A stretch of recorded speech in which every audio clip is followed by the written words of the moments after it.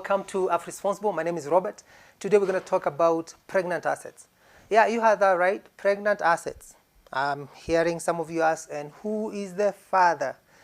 Well, imagine with me for a moment that there is no more pregnancy in Kenya. Like there is nobody who is getting pregnant. Yeah. And it's 3 years now, and the youngest baby, the youngest Kenyan is 3 years old, and there have never been any other Kenyans for the last 3 years. By now, all the maternity hospitals have closed down. Mwangi is closed down. The last time a baby was born there was 3 years ago because there is no Kenyan who is getting pregnant.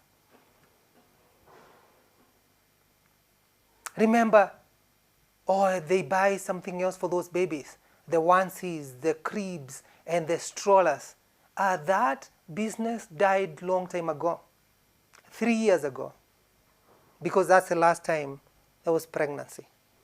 So the clothes that the women wear, and I think all the things, the product that they use when they're pregnant, that is long gone.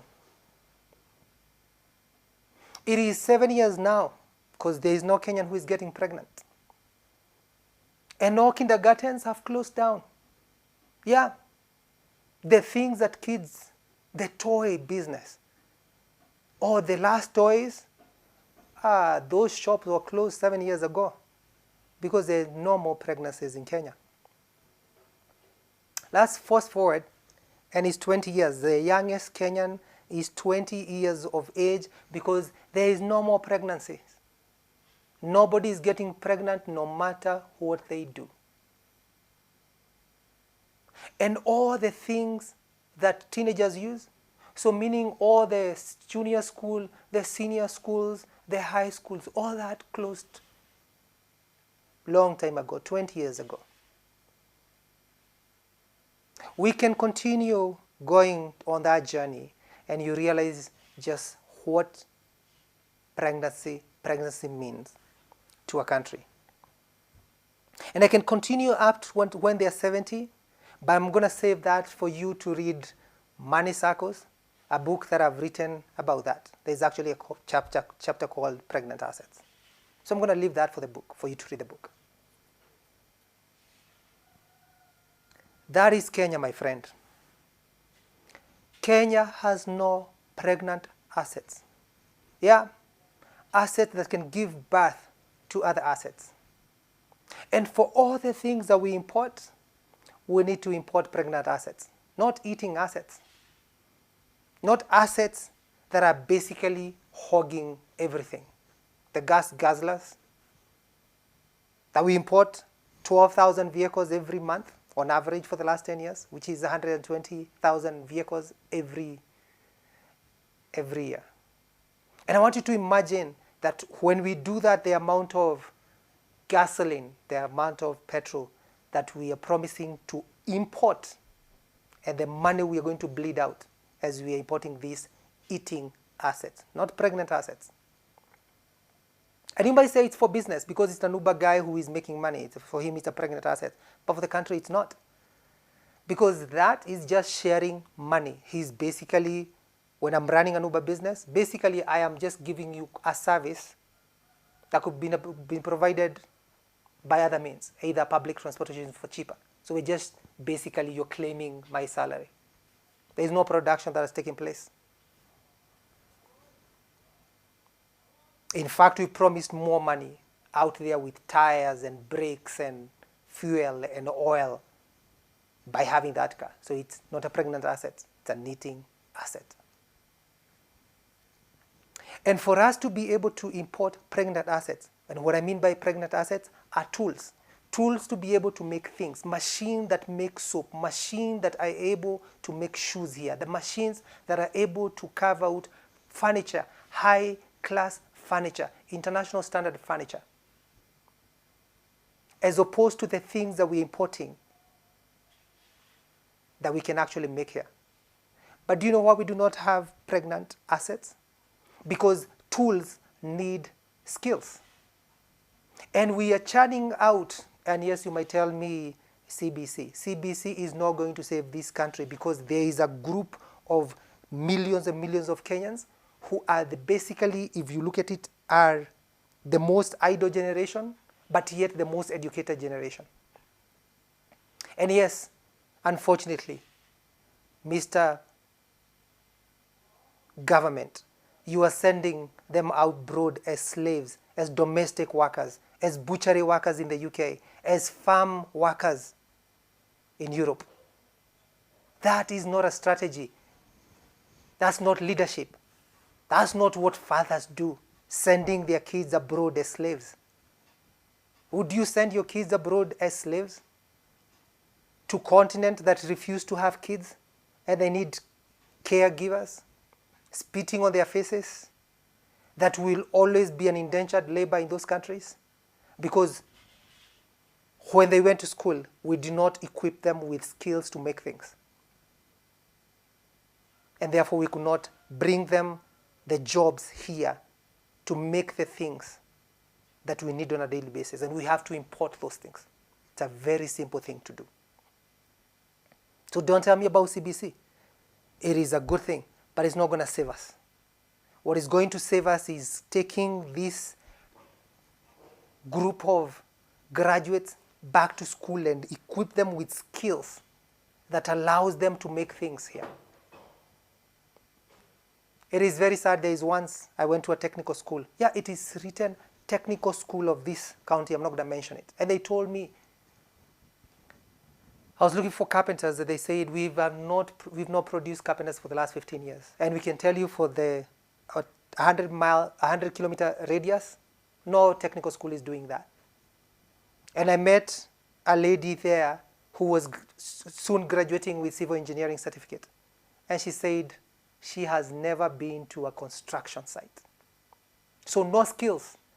And she was bragging about the brilliance of the teacher, her lecturer, who would write and fill the entire board with information and formulas, construction, engineering, mathematics, from his head. But they have never been to any construction site. That's the story of computer engineers. That's the story of many graduates that need hands-on skills, but they have none, because we've been training managers. To manage what? To supervise who? That's not a very hard thing to solve. It's a very simple problem to solve. But if we think that shipping them as slaves abroad is what is going to solve this country, it is not going to solve. Yeah, because we think remittances. Haven't we seen what Trump is doing? That he can wake up one day and basically say he's going to tax 50% of all remittances that are coming to Kenya. So what will the government do? That day we'll get into a crisis, because that's our weakness. If you do the SWOT analysis of this country, which is strength, weakness, opportunities, and threats, one of the threats is that we are dependent wholly on remittances. And that's why we're shipping our kids, these Gen Zs, as slaves abroad, so that they can send more money to support our economy. The day those countries wake up, like what have happened? Somebody basically wake up and they decide, I am going to kidnap a president, and there is nothing that country can do. So the day they wake up and they say there is nobody who's going to be sending money back home, what are you going to do? We will collapse, because we are thinking that's a strategy. That's the mindset. It is short-sighted. It is going to work for now, but it's not fireproof. It is not waterproof. It is not airtight. It can be easily sabotaged by a single stroke of a pen in White House. And until we wake up to that, we will continue doing that and not realizing our solution lies in importing pregnant assets, not hogging assets. And for us to be able to have pregnant assets, we need to have people who are skilled. And how do we get those skills? We can make it so lucrative that the people who are going to help us make the product that we use and consume on a daily basis, fast-moving consumer goods, we can make it so lucrative that we can bring them back. Those are diaspora, Kenyan diaspora that make things out there. We can bring them back here. And if they're not Kenyan, we can make it so lucrative, whether they're coming from India or even China, make it so lucrative that they will come and we'll have technical schools that already exist. And we have those teachers, whether we're going to use translators to be able to teach the skills to make things. It is very easy. We cannot continue importing sodium hydroxide and fat. That's soap from Egypt, and toothpaste, calcium carbonate, my friend, from Thailand and South Africa. We cannot continue doing that. These are simple stuff. Shoes. Shoes are made basically by machines. Pregnant assets, pregnant machines. Machines that are able to give birth to shoes, if you like. Machines that are able to give birth to toothpaste. Machines that are able to give birth to soap. And all the fast-moving consumer goods that we keep importing and bleeding out money, while we enslave ourselves with debt and we send our kids abroad with ships of slaves. Fathers sending their kids, their neighbors, abroad as slaves. We have to stop that, and we can stop it.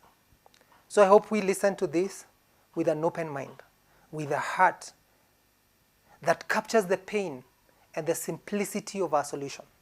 It is not rocket science. Does not need geniuses. It does not need connivers. It just needs people who look at the problem and they say, this wall just needs painting. These are pregnant assets.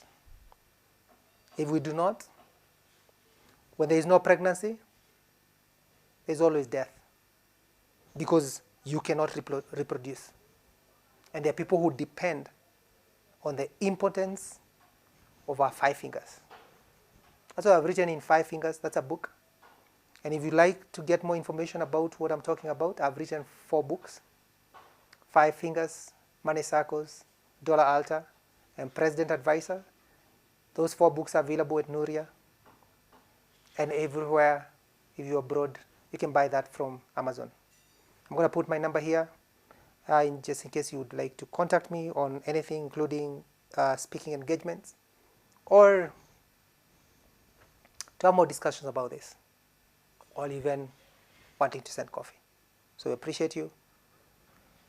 Spread like wildfire. Subscribe. Don't forget to subscribe. And spread like wildfire. Pregnant assets. Don't ask me who is the father.